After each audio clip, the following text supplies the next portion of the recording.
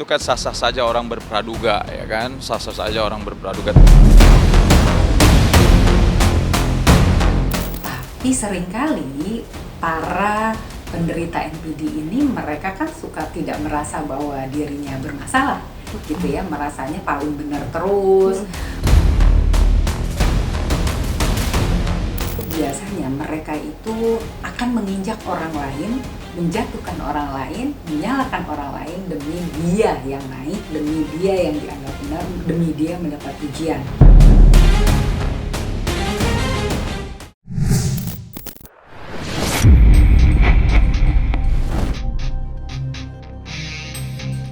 Sosok pengusaha asal Medan, Sumatera Utara, Insanul Fahmi, hingga kini masih menjadi perbincangan hangat publik di tengah kisruh rumah tangganya yang belum juga mereda. Konflik ini bermula dari pernikahan siri Insanul Fahmi dengan Inara Rusli yang dilakukan secara diam-diam tanpa sepengetahuan istri sahnya, Wardati Namawa. Perseteruan tersebut kemudian melebar hingga ke ranah hukum dan berujung pada aksi saling lapor ke pihak kepolisian. Langkah ini pun memicu beragam reaksi dari warganet. Tak sedikit yang melontarkan tudingan bahwa pria berusia 26 tahun itu mengidap Narcissistic Personality Disorder atau NPD.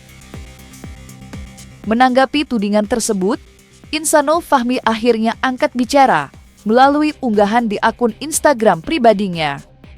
Ayah satu anak itu memberikan tangkapan layar percakapan saat dirinya menghubungi seorang psikolog bernama Indah Sundari untuk berkonsultasi sebagai bentuk klarifikasi atas berbagai asumsi yang berkembang di tengah publik. Assalamualaikum Kak, saya kebetulan dicap NPD. Boleh gak Kak, saya konsul sekalian tes? Biayanya berapa Kak kira-kira? Nah kalau itu kan itu juga sempat ngobrol juga, sempat cerita gitu loh.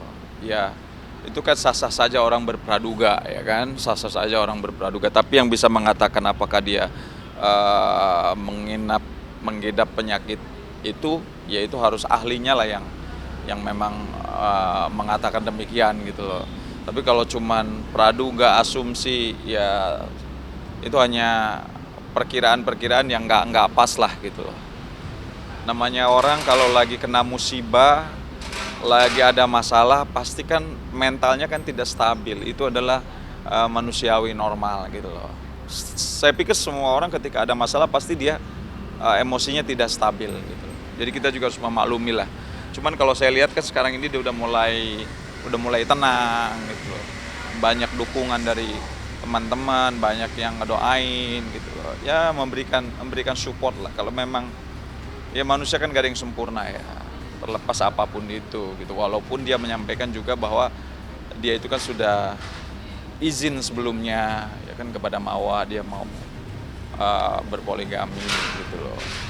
Itu dari tahun 2023 kan dia udah mencoba untuk berbicara secara baik-baik dengan Mawa gitu.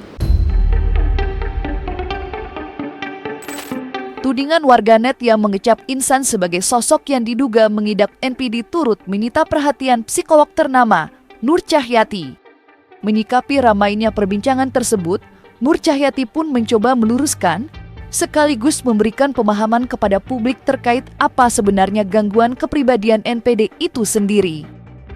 Pada kesempatan ini, Nur Cahyati menjelaskan bahwa NPD merupakan gangguan kepribadian yang tidak bisa disimpulkan secara sepihak hanya dari perilaku yang terlihat di ruang publik. Menurutnya, diperlukan proses asesmen mendalam oleh tenaga profesional untuk dapat memastikan seseorang benar-benar mengidap NPD, sehingga masyarakat diharapkan lebih bijak dalam memberikan penilaian maupun label terhadap individu tertentu. Sebetulnya untuk sampai di tahap diagnosa apakah dia mengalami kondisi mental, NPD, dan lain-lainnya, itu memang harus dilakukan oleh ahlinya, oleh psikolog klinis, untuk memastikan diagnosanya tepat.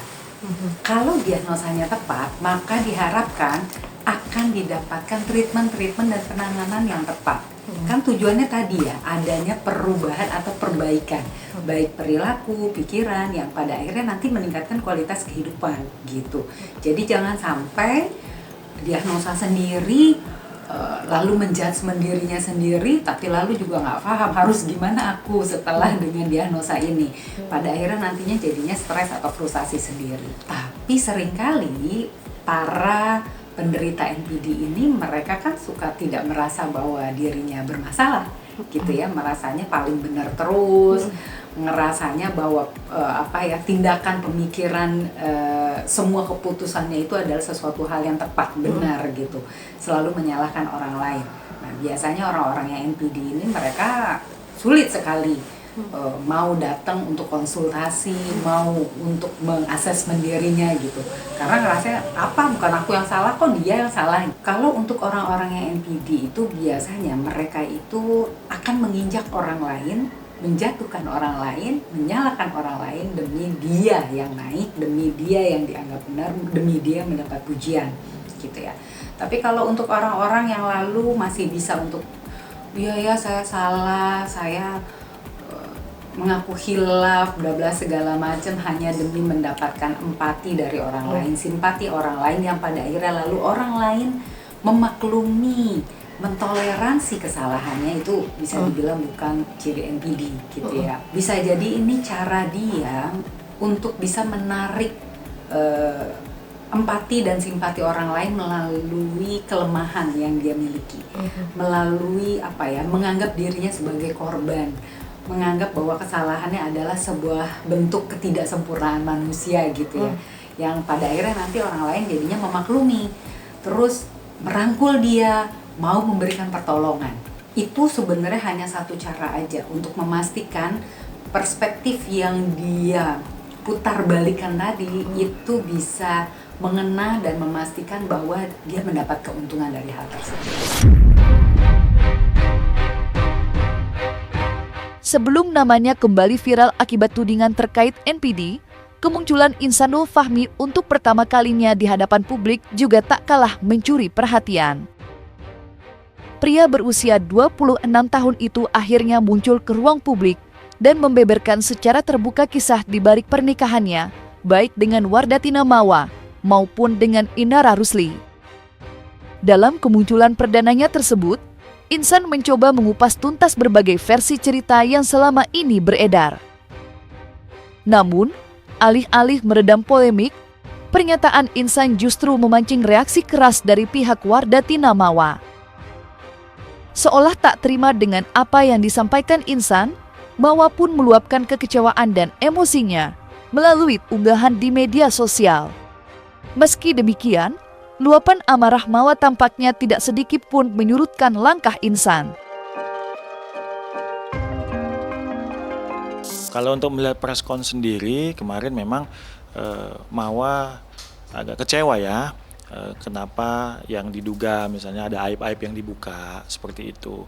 Ya hanya dari Mawa minta klarifikasi apakah memang benar atau tidak hal seperti itu. Tapi ya saat ini sih memang dengan adanya dugaan aib-aib yang dibuka, ya memang pastinya Mawa kecewa seperti itu. Ya, dan membantah pernyataan-pernyataan atau statement-statement yang dikeluarkan oleh IF. Sampai hari ini masih komunikasi, aku masih coba dengan cara yang baik-baik, ya kan. Cuman memang aku tidak mau ada intervensi dari orang lain, keluarga juga, karena ini urusan rumah tanggaku, mau bagaimanapun Mawa itu masih istriku juga. Ya secara tertutup alhamdulillah sudah menyampaikan permintaan maaf ya dari chat, karena kemarin sempat ngajakin ketemu, itu dari salah satu pihak belum mengindahkan karena memang kebetulan memang statusnya juga masih suami istri. Jadi ya harapannya sebenarnya bisa diselesaikan baik-baik dan ya secara tertutup, dan harapannya pasti tidak ada intervensi dari orang lain, apalagi keluarga juga.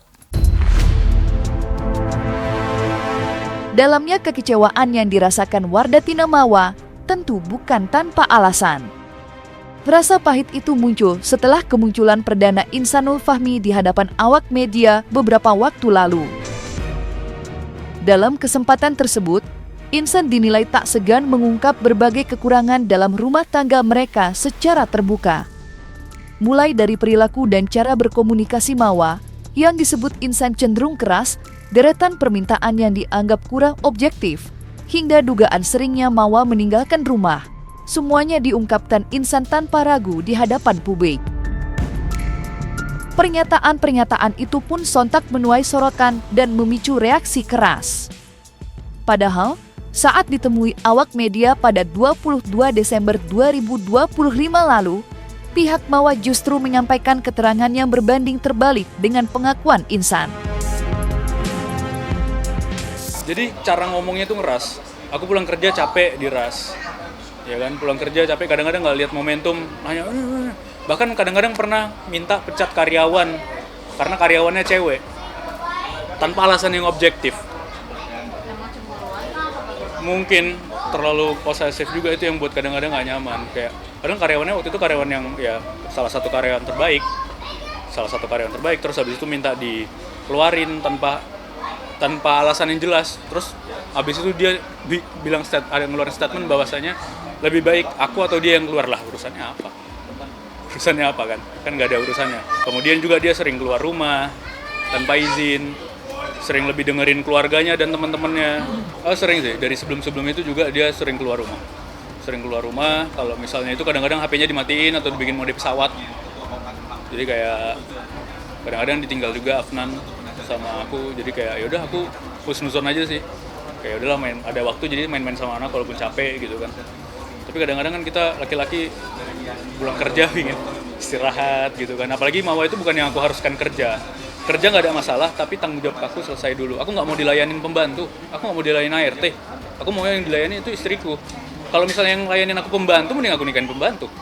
Karena mau gimana pun ini semua udah berjalan ya. Jadi mau gimana pun aku sebagai laki-laki juga harus gentle, harus bertanggung jawab lah. Kalau misalnya orang Indonesia ini kan banyak banget yang mudah cerai, mudah ini itu apa semua segala macam, mau cerai, habis itu nikah lagi. Menurut aku kayak terlalu ini banget sih, kayak nggak baik kalau kayak gitu. Kalau menurut aku kalau bisa dipertahankan, aku berjuang sampai titik darah penghabisan pastinya. Di sisi lain, kemunculan Insan sendiri diketahui untuk meluruskan semua cerita tidak akurat yang kadung beredar di mana-mana.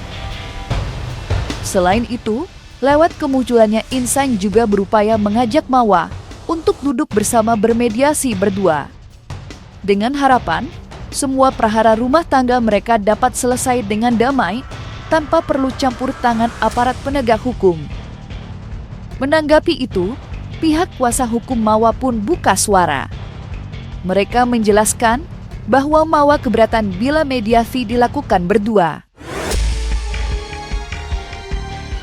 Kita bicara yang mana nih? Kalau kita bicara masalah perdamaian ya, perdamaian sampai detik ini memang tidak ada arah pembicaraan perdamaian sampai sekarang.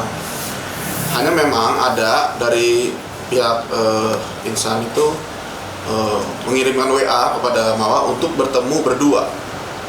Itu ditolak oleh Mawa karena hanya berdua, dia keberatan. Maksudnya kan harusnya mungkin lebih baik lagi misalkan dia bisa bertemu keluarganya Mawa juga gitu kan. Jadi untuk saat ini sampai sekarang belum ada. Udah effort banget sih aku minta tolong teman-temanku juga semuanya. Aku ngechat dia langsung juga kayak gitu kan. Cuman memang dia punya satu permintaan harus datang ke keluarga dia. Ya, cuman aku trauma waktu itu memang orang tua aku pernah dimarah-marahin sama orang tuanya. Dimarah-marahin sama keluarganya sih. Bentak-bentak sih pernah. Jadi karena memang kayak gitu kan karakternya.